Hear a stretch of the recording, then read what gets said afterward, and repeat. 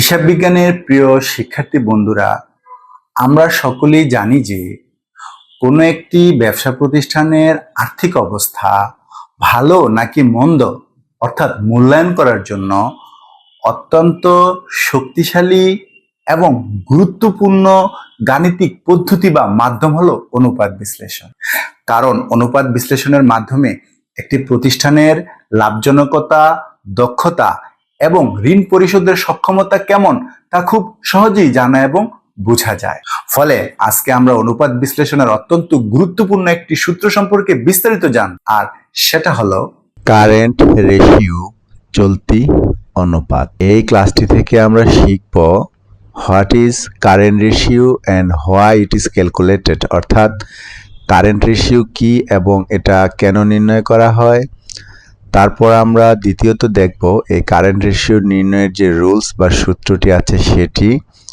তারপর দেখব কিভাবে এই কারেন্ট রেশিও ক্যালকুলেশন করতে হয় এই সূত্রটির মাধ্যমে। তারপর দেখব এর আইডিয়াল স্ট্যান্ডার্ড বা আদর্শ মান কত। সর্বশেষ দেখব এই কারেন্ট রেশিও থেকে কিভাবে কোনো একটি প্রতিষ্ঠান সম্পর্কে কমেন্ট করতে হয়, মানে মন্তব্য করতে হয়। প্রথমেই কারেন্ট রেশিওর রুল বা সূত্রটি আমরা দেখে নিই। চলো। কারেন্ট রেশিও সমান উপরে কারেন্ট অ্যাসেট, নিচে হলো কারেন্ট লায়াবিলিটিস। যেহেতু কারেন্ট রেশিও নির্ণয়ে কারেন্ট অ্যাসেট এবং কারেন্ট লায়াবিলিটিসের মধ্যে তুলনা করা হয়, সেহেতু আমাদের শিখতে হবে বা জানতে হবে কোন কোনগুলো কারেন্ট অ্যাসেট এবং কোন কোনগুলো কারেন্ট লায়াবিলিটিস। এই কারেন্ট অ্যাসেট এবং কারেন্ট লায়াবিলিটিস নিয়ে আমার চ্যানেলে ক্লাস আছে, তোমরা দেখে নাও। এই রেশিও অ্যানালাইসিসের প্লেলিস্টেই ক্লাসগুলো তোমরা পাবে। এবার আমরা দেখব কিভাবে কারেন্ট রেশিও ক্যালকুলেশন করতে হয় বা নির্ণয় করতে হয়। আমরা জানি যে কারেন্ট রেশিও সমান উপরে কারেন্ট অ্যাসেট, নিচে কারেন্ট লায়াবিলিটিস। ফলে কোনো একটি প্রশ্ন থেকে যখন আমরা এই কারেন্ট রেশিও নির্ণয় করব, তখন উক্ত প্রশ্নে আমরা খুঁজব কোথায় কোথায় কারেন্ট অ্যাসেট আছে, সবগুলো এক জায়গায় যোগ করব। আবার কোথায় কোথায় কারেন্ট লায়াবিলিটিস আছে, সেগুলোকেও আমরা একত্রে যোগ করব। তো আমি একটা কাল্পনিক ফিগার ধরি। মনে করো কোনো একটা প্রশ্নের বা প্রতিষ্ঠানের কারেন্ট অ্যাসেট আছে 80 টাকা আর কারেন্ট লায়াবিলিটিস আছে 40 টাকা। এখন এই যে 80 আর 40, এটা ঐকিক নিয়মে কাটাকাটি করে একটা ফলাফল বের করতে হবে। তো এই কাটাকাটিটার নিয়ম হলো, সর্বপ্রথম নিচেরটাকে তোমরা 1 বানাবা, অর্থাৎ 40কে 40 দিয়ে ভাগ করবা, তাহলে 1 হবে। আবার এই 40কে যেহেতু আমরা 40 দিয়ে ভাগ করেছি, ফলে এই 80কেও 40 দিয়ে ভাগ করলে ফলাফল হবে 2।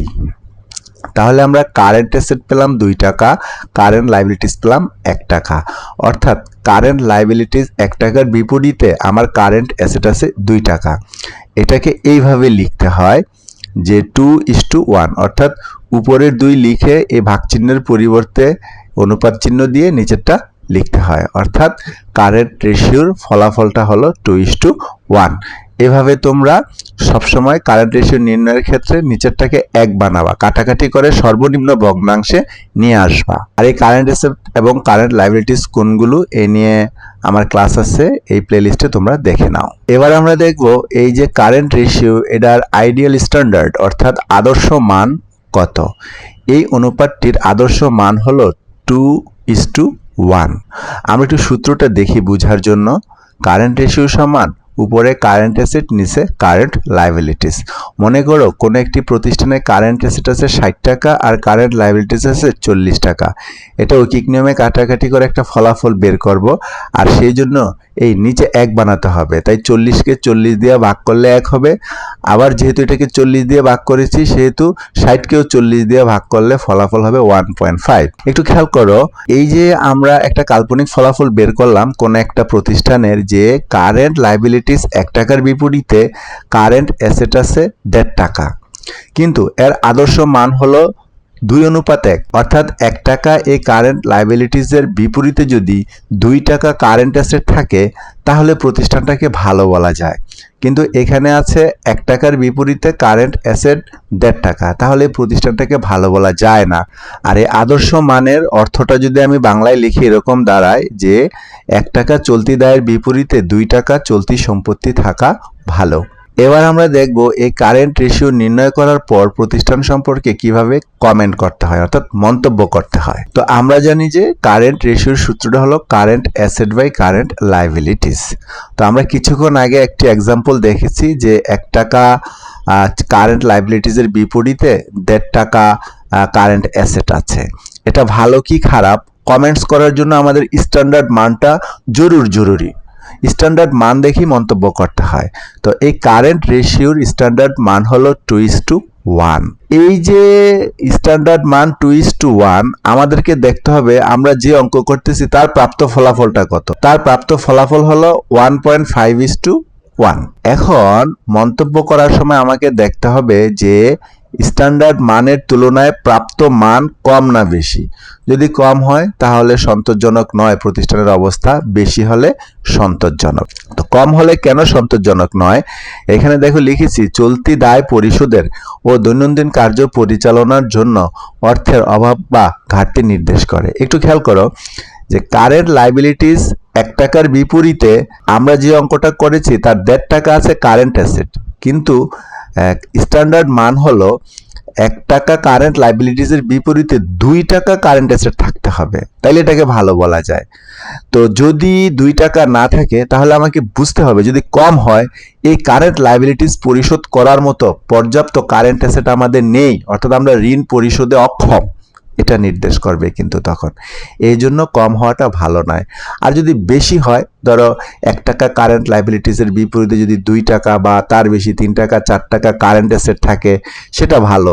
তখন সেটা আবার পাওনাদারদের মনে আনন্দের সৃষ্টি করে যে না, এই প্রতিষ্ঠানের কারেন্ট লাইবিলিটিস পরিশোধ করার জন্য পর্যাপ্ত অ্যাসেট রয়েছে। সেটা এখানে লিখেছি দেখো, পাওনাদারদের দৃষ্টিতে ঋণের নিরাপত্তা প্রতীক হিসেবে কাজ করে। আর প্রতিষ্ঠানের দৃষ্টিকোণ থেকে যখন দেখা যাবে যে কারেন্ট অ্যাসেট বেশি, তখন বুঝতে হবে যে অলস তহবিল পড়ে আছে অথবা মজুত পণ্য বেশি আছে। তখন আবার ম্যানেজমেন্টের জন্য উপকার হয় যে কারেন্ট অ্যাসেটকে কমাতে হয়, এখান থেকে টাকা নিয়ে অন্য জায়গায় বিনিয়োগ করা যায়। এবার আমরা দেখব এই কারেন্ট রেশিও কি এবং এটাকে আমরা কেন নির্ণয় করে থাকি, হোয়াট এন্ড হোয়াই। তো প্রিয় শিক্ষার্থী বন্ধুগণ, এই কারেন্ট রেশিওর সূত্রটা হলো current asset by current liabilities. মনে করো কাল্পনিক একটা ফলাফল, কারেন্ট লাইবিলিটিস হলো 1 টাকা আর কারেন্ট অ্যাসেট হলো 1.5 টাকা, আমরা পেয়েছি কোন একটা অঙ্ক করে। হ্যাঁ, তো এটার স্ট্যান্ডার্ড মানটা হলো 2:1, অর্থাৎ এই 1 টাকা কারেন্ট লাইবিলিটিসের বিপরীতে আমার 2 টাকা কারেন্ট অ্যাসেট থাকা ভালো। আচ্ছা, এখন একটু খেয়াল করো, যদি এই 1 টাকা কারেন্ট লাইবিলিটিসের বিপরীতে এইখানে যদি কারেন্ট অ্যাসেট পাইতাম আমরা 50 পয়সা বা 1 টাকা, তাহলে বুঝাতো যে কারেন্ট লাইবিলিটিস পরিশোধ করার মতো পর্যাপ্ত কারেন্ট অ্যাসেট আমাদের নেই, অর্থাৎ দায় পরিশোধের ক্ষমতা আমাদের কম। এই জন্য এই কারেন্ট রেশিও নির্ণয় করা হয় প্রতিষ্ঠানের দায় বা ঋণ পরিশোধের ক্ষমতা কেমন তা বোঝার জন্য। অর্থাৎ চলতি দায়ের বিপরীতে কি পরিমাণ চলতি সম্পত্তি আছে তা এই অনুপাত থেকে জানার জন্যই এই কারেন্ট রেশিও নির্ণয় করা হয়। যদি কারেন্ট রেশিওর কারেন্ট লাইবিলিটিসের বিপরীতে যদি কারেন্ট অ্যাসেট ভালো থাকে তাহলে ঋণ পরিশোধ ক্ষমতা ভালো বোঝায়, আর কম থাকলে ঋণ পরিশোধ ক্ষমতা দুর্বল বোঝায়। ফলে এই ঋণ পরিশোধ ক্ষমতা কেমন এটা জানার জন্যই এই কারেন্ট রেশিওটা নির্ণয় করা হয়।